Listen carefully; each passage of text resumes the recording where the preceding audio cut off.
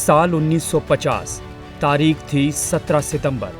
देश को आज़ाद हुए अभी 3 साल ही हुए थे, लेकिन भारत अब तक रिपब्लिक ऑफ इंडिया बन चुका था। तब किसको पता था कि देश के एक छोटे से शहर वडनगर, जो तब गुजरात भी नहीं बॉम्बे राज्य का हिस्सा था, वहाँ पैदा हुआ लड़का एक दिन देश का प्रधानमंत्री बनेगा। लेकिन वक्त का पहिया घूमता गया और एक दिन ऐसा आया जब भारत के गणराज्य बनने के 64 साल बाद देश को पहला ऐसा प्रधानमंत्री मिला जिसका जन्म इस स्वतंत्र भारत में हुआ था। नाम नरेंद्र दामोदर दास मोदी।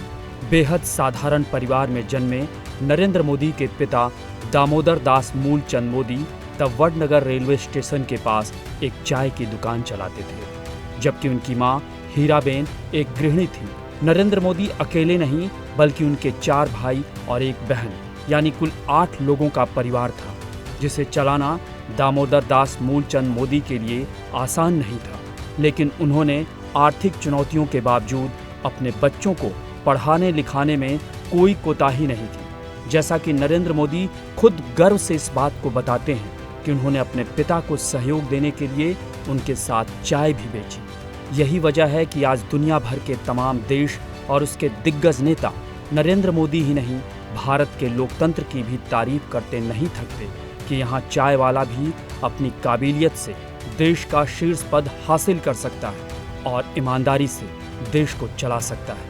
हालांकि नरेंद्र मोदी अपने कठिन और संघर्षपूर्ण जीवन को जितनी सरलता और सहजता से बताते हैं, वो जीवन हकीकत में ना तो इतना सरल था और ना ही सहज। लेकिन नरेंद्र मोदी बचपन से ही जुनूनी है। इससे ना तो वो खुद इनकार करते हैं और न ही दुनिया।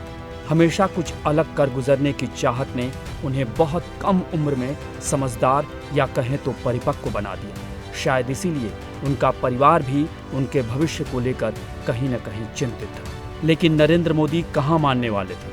उन पर तो मानो बचपन से ही समाज सेवा और राष्ट्र सेवा का धुन सवार हो चुका था।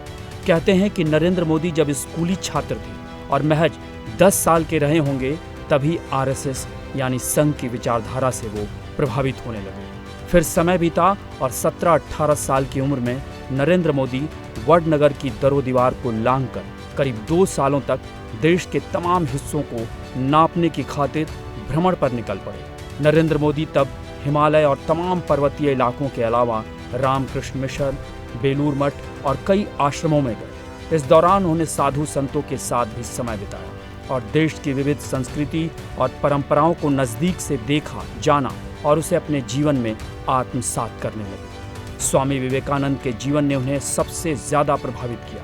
अब उनका झुकाव आध्यात्मिकता के साथ साथ सामाजिकता की ओर होने लगा। शायद यही वजह है कि नरेंद्र मोदी सन्यासी बनते बनते रह गए और पहले सामाजिक कार्यकर्ता और फिर राजनीति के दिग्गज खिलाड़ी हो गए, जिसका लोहा सिर्फ देश ही नहीं अब दुनिया मानती है। कहते हैं कि नरेंद्र मोदी ने 2 साल तक भारत के तमाम हिस्सों का भ्रमण किया और जब वो लौटकर वापस वडनगर आए तो फिर उन्होंने अपने जीवन का लक्ष्य जैसे निर्धारित कर लिया और फिर यहीं से उनका सार्वजनिक जीवन का औपचारिक सफर शुरू हुआ। और ये साल था 1972 का।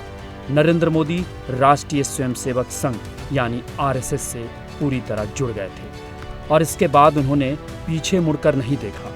समाज सेवा, राष्ट्र निर्माण, गरीबों, वंचितों के लिए आवाज बनना अब उनके जीवन का एकमात्र संकल्प भी और विकल्प भी।